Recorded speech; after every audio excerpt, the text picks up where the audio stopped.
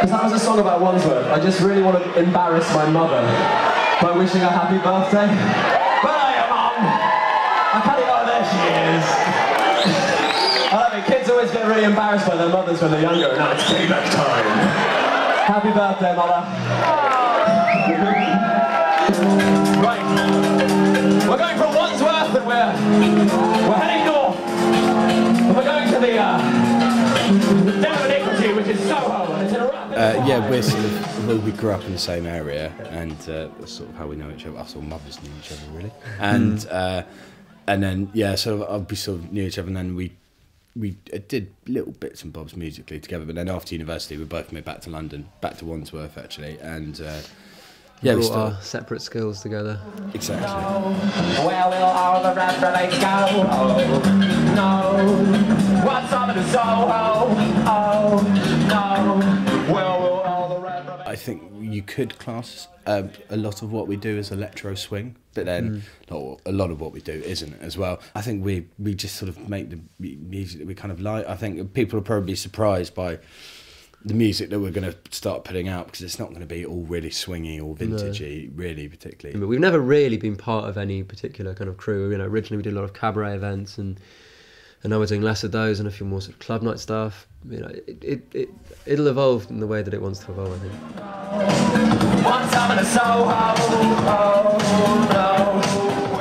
Well, we've only actually performed with them once, and that was at Festival, at this year's Festival, on the main stage. And that was pretty epic, to say the least. You know, it was, yeah, it was a great gig. And we were playing to about 20,000 people. It was a huge amount of people. And we had the Twilight Players, and we had the conveyor belts. We got a trampoline as well. So Ian, during his performance, leaps from the trampoline onto the conveyor belt, which sounds rather dangerous, but somehow he pulls it off and just about manages to do some crazy dancing. But then later on that night, we did a gig in a much smaller venue at Festival, in the cabaret tent, that was just completely raucous. So, you know, I ended up doing the whole thing on a table because there wasn't really a proper stage. Sound system was a bit cranky. I fell off the table, and it was just madness. But it was really good. Guard punched someone in the crowd. Well, that wasn't obviously the best. That was great.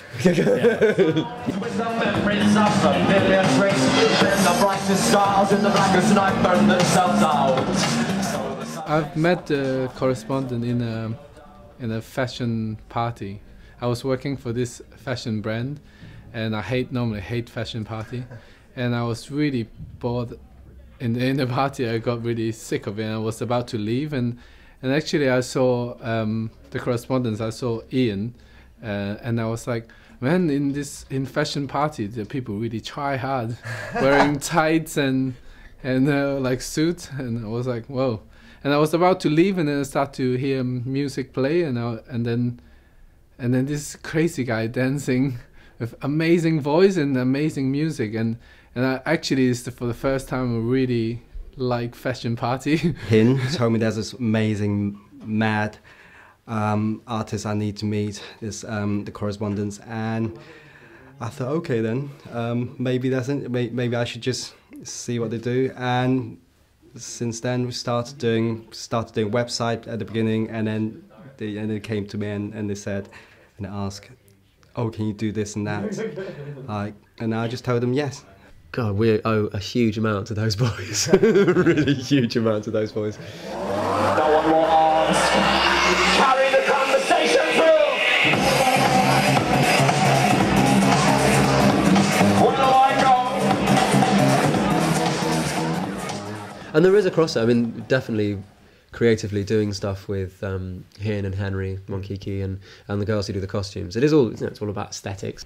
Wow, I met Ian when I was doing Secret Garden, and saw him performing. I was just like, went up to him, and I think the first thing I said to him was, I want to make you a spandex outfit. And I think he just looked at me like, who are you? And why are you saying that to me?